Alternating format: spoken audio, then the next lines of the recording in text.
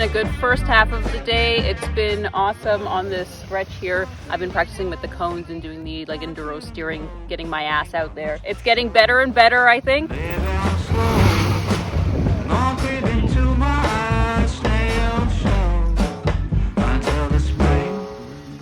Me from my winter hell. I've got candles and candy. I can be your daddy if you only creep into your prison cell. Hey baby, can you tell I'm not a criminal? You're just a seminal. I want you to stay true. What's up with you? No matter who, always know what they'll ever say. Just find your way.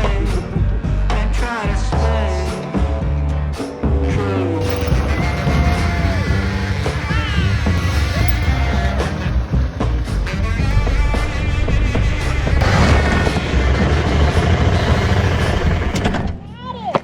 I know, almost, you right? You had it.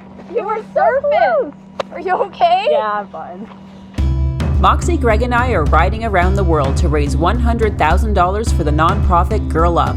We're donating 10% of RUFFLY sales to the fundraiser and posting a new episode every week. It's a big dog on two wheels adventure for girls' empowerment. So follow along and please lend your support.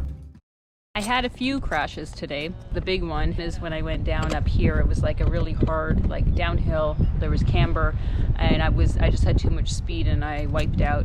It bent my foot brake quite a bit, but the bad thing is it completely broke off my front brake. And all of this stuff is front brake work. So then I had to try and come down the hill without a front brake, and again went down.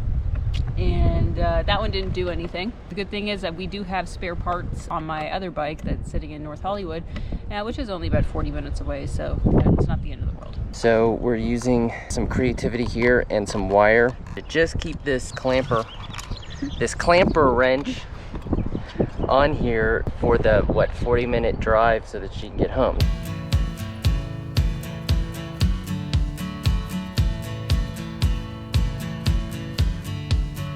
Everything's fine. Wouldn't expect any more from this. The situation's in line with every story that I heard of the burning bliss, and I wait. Of course I get like the strongest, toughest, most badass off-road woman rider to teach me, but it's exactly what I need, so hopefully I'll progress well. So Rawhide feels like many lifetimes ago, and realistically it was all of maybe 2 hours ago. We are now in North Hollywood at my dad's place. We have come to my dad's house because this is where we left Jess's previous G650 GS motorcycle, and we are using it as a parts bike. And since Jessica beat the living shizer out of her new bike, really didn't, these are all minor things, but we're taking some of the parts that we need. So here's where we're at. We have replaced the brake pedal with the brake pedal on the other bike and her current brake pedal. The original brake pedal for this bike is a bit wonky, so this can now be straightened and put aside in case this one then gets wonky. But really what Jess so elegantly did here is not just bend it, but twist it too. So she likes it bent and twisted. So we've got the other one on now. I put her brake sort of platform thing on there, and we use that for when she's standing. It makes the sort of inner part of her foot brake lever higher, so that she doesn't have to dip her feet down as much to actuate the foot brake lever. So that's that. Now I have removed the auxiliary light bracket. One side is straight, the other side is not. So once again, she likes it bent. It all depends on what tools we have, because this is a pretty heavy duty fucking bracket for just auxiliary lights. I mean, this is a no joke auxiliary light bracket. This is like 1/4 inch steel, I think. It's heavy. I mean, it's like This is a hunk. So it seems a little like overkill, but let's put that aside. So I got to straighten this. Next we have the brake lever, the hand brake lever. And basically what we've done is a temporary fix on this. So basically I clamped it down on the little nubber that was left because Jessica didn't just break it. She broke it at the stem. She doesn't just break the tip off. She broke the whole stem off. There was just the tiniest little nub left. That's really what she did here. The next time that we stop for a few days, I'm going to sand down my beak and paint it over again because there's a lot of spots that sort of lost its paint during my crashes. And Home Depot was able to color match it, so I've got the right paint. Tomorrow for us is June 1st, and that's actually when we got married in Santa Barbara, actually in Los Olivos. So that's where we're going this afternoon. We're going to try and camp at the place that we got married at because we got married on the top of a mountain. So we're gonna go there now, see if we can camp there tonight, and then we will continue to head up the Pacific Coast Highway so that we can continue our trek north to Alaska.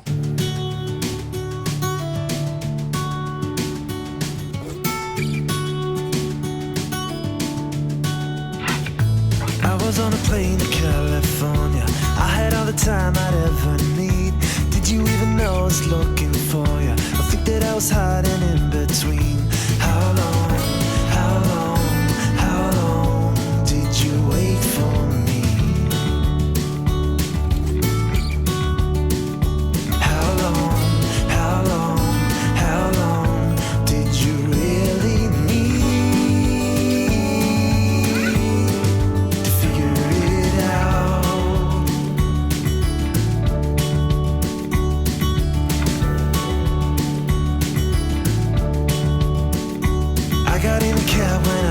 Got here, take me to the only place I know. Listen to the people that I found here. If you ever see her, let me know. How long did you wait for me? Oh yeah. We're at a place called Figueroa Mountain, and this is in Los Padres National Forest. It's about 8 o'clock, and we reached the special location that is where we got married so many long years ago. However, it does not have particularly good sort of access the way we remember. It's very steep, it's very chopped up, and so we opted against trying to kind of navigate down that and getting ourselves into a situation. Plus, it's a bit exposed, and it's a bit of a windy evening now. So at about 8 o'clock with the sun setting, we have found a beautiful spot down this sort of lovely dirt road that just kind of winds through the hills a bit. And there's a campground, like a sort of national forest campground, just about half mile or so from here. But when we saw this, we kind of knew that this was the better place to be. And if for no other reason, and there are many reasons, but if for no other reason, then Moxie can be unleashed. So the problem is that as soon as we let her down, we pulled up here, we let her down, and she kind of bolted right for this clearing, and she proceeded to take a shit right in the middle of our campsite.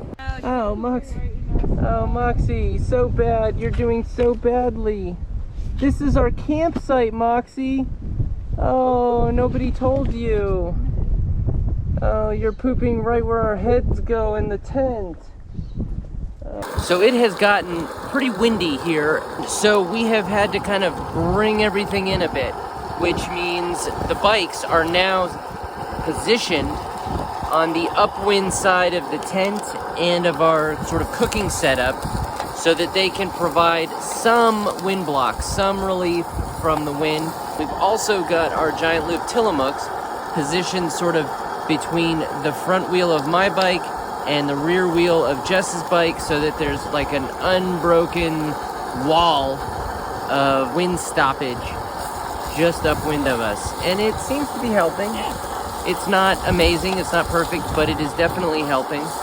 And it kind of has that help of protecting us from the ninjas as well, because the more you're sort of surrounded by the bikes, I know that people think that ninjas can just jump and leap over your bike and then attack you just the same. But everything that you put as an obstacle in their path is a potential lifesaver when it comes to ninja attacks. For our anniversary eve, we are going to have grilled cheese with veggies on folding tables. The veggies are a orange pepper, and I've got my onions, some of the cherry tomatoes, and I've got also some of the green onions. That's what the veggies are, and then the cheese is this cool Loroco hard cheese from Mexico, I believe. But it's got the Loroco flour in it, and so it gives it a bit of a flavor. So nothing too fancy, just some stuff that we picked up at the supermarket, and so that's what we are preparing right now. Something hot and warm and gooey is exactly what we're looking for. We lost one of our camping plates. We're not exactly sure where it went. So I get to eat off of the cutting board, which really works as well as anything. And it really has this nice channel there, so it captures anything that would otherwise fall into my lap. It has often been said, mostly by me, that I am a master chandelier maker at the campsite. Very creative, very well thought out, monuments to light. It's a skill that not everybody has, I understand. It's something that if you're not born with and it comes naturally to you, like for me, you really should think about spending some time to either teach yourself or get training. So I'm considering perhaps making a master class available at campsite chandelier making at GoRUFFLY.com. So keep an eye out for that.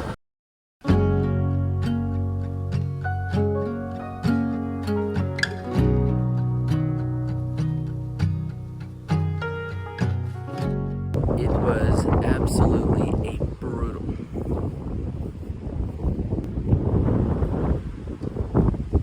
It was an absolutely brutal night. It was extremely windy last night. We didn't get a lot of sleep, but this morning there was like no wind and it was perfect. But that also meant that the insects came out. As of about 7:30 or so this morning, we were joined by a whole bunch of guests at our campsite. We don't know everybody's name, but they come in generally 3 categories: gnat, fly, and mosquito. And they have just come en masse, and they've just absolutely been driving us batshit up the wall.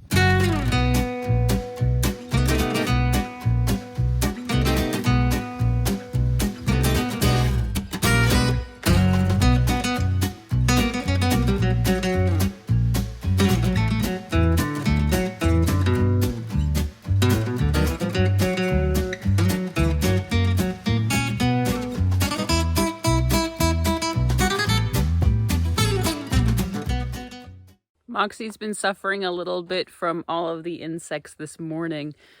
So what we realized is if we are going to camp and sleep in a little bit, it really needs to be at a place at like high altitude, because when we're at these lower levels, there's just so many insects in the morning. And if there's no breeze at all, it just, it makes everybody crazy. It's okay if in the morning it was fine until like 7:30. After that, it starts to just get a little bit crazy. And so Moxie's like trying to take cover in the tent. She's coming back out. She's getting bitten. So it's just not that pleasurable for her. So I think it's a good learning experience for us that at these lower elevations we will leave earlier. I've been running down the empty streets, blindfolded by misbeliefs. I've been back to where we met, all the moments and regrets. I've been searching empty alleys, called your name out in the prairies. The sunlight shades, but what remains is the shade of you. I gotta hold on. The memories are here, but you are gone. You say we're through, it's true, me and you. Your painful words distract the view. Don't you feel it too? In the search for you, I'll pursue. Maybe I can make a change and feel like I do. We are at our wedding location. This is where we did our ceremony with some friends and family 8 years ago. It looks different, and I think it's because there's been some erosion. It wasn't like this when we came here 8 years ago. It was a lot flatter, and it went out to that tree over there. I was looking all over for a place where it was like sort of like on the top of a mountain with a lookout point, and we wanted something that was sort of rustic and wasn't really meant for like a wedding ceremony. But I found this place after we were riding around like maybe 2 or 3 weeks before our wedding, and we picked this location, and yeah, it does look different. Yes, this is the spot. I'm pretty sure it is. It's weird though that the Braveheart Rock where we did the actual vows, we did it over at the Braveheart Rock, which is what we call it. It's this nice big rock with a tree, and I'm pretty sure that's it. The problem is this looks really close to that, and I don't remember it being that close. I remember us having to drive there.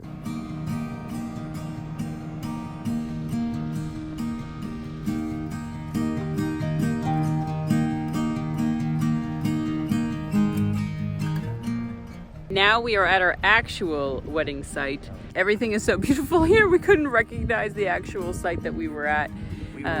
We were riding away from the other site, the fake wedding site. Well, the Braveheart tree was there. And yeah, it was too close to the Braveheart Rock, and we couldn't shake this nagging feeling, and here we are. So this is truly it. And there was the path leading down, and then everybody sort of stood around here while we did our ceremony. We had our ball and chain.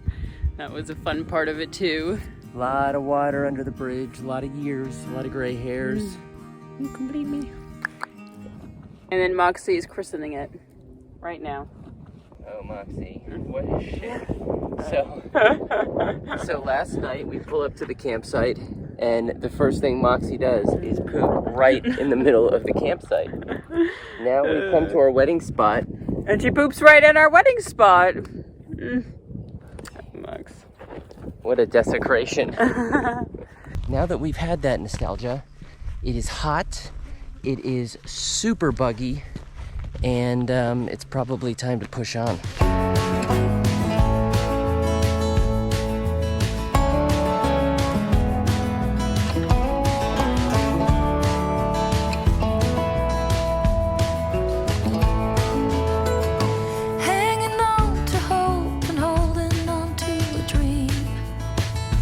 Wishing for the kind of love you see in magazines.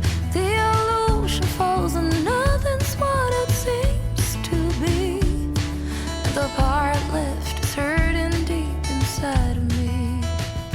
Heard a whisper, someone saw you at the bar. Was it the same night you had trouble with your car? We're at AVILA Valley Farms, I think it's called, and it's like a working farm, and they've got all of this produce. They've got veggies, they got fruits, they've got dried stuff as well. One thing that I love that I couldn't get is they have pies, like all different types of pies. The problem is you have to actually buy a full pie. I think that's a little bit too much for Greg to carry. But I did get us a nice sourdough loaf with this cool garlic jack cheese. These really fresh strawberries because it's strawberry season, and we did try one of the apricots because it looked really juicy, and I've been happy with everything so far. Yum, yum, yum. Moxie's busy watching the goats, so she's got something to do herself. Unfortunately, I didn't take her around the backside to see all the other animals. They had ostrich, they had pigs, big pigs, they have donkeys, they have llamas, I think they are, or alpacas, hard to tell. So this was a really successful rest stop again, where Moxie did absolutely no resting and just was on guard the whole time. So they sell you the organic lettuce at their farm restaurant or store, grocery store, right? And then you come out and you use it to feed their goats. And then they take their goats, they turn the milk into cheese that they then sell back to you. So you're basically feeding the goats that produce your cheese that then you can buy the cheese. Avila, you guys have got this figured out.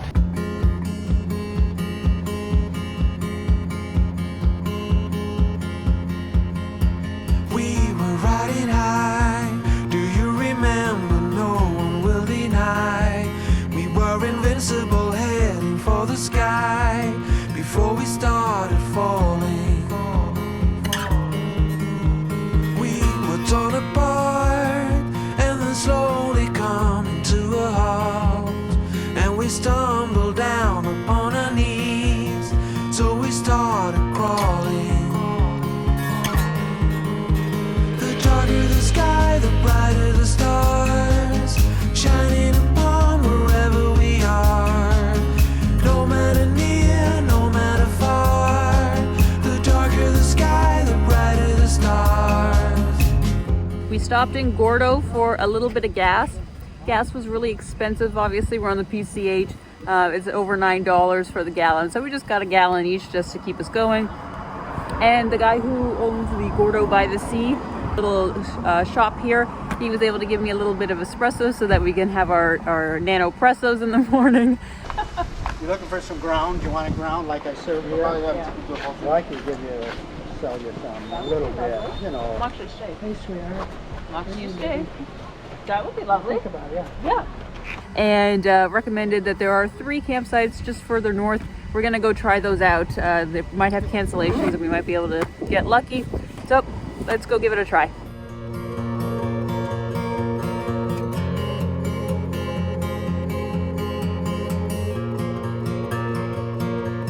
It's not all that often that we actually have a campsite with a bench at it, right? Like an improved campsite. So we always make sure to be very expansionist and take full advantage. So you know that scene in Wizard of Oz where like Dorothy's house after the tornado like falls onto the Wicked Witch of East or West or whatever? That's basically what we have at the campsite every day.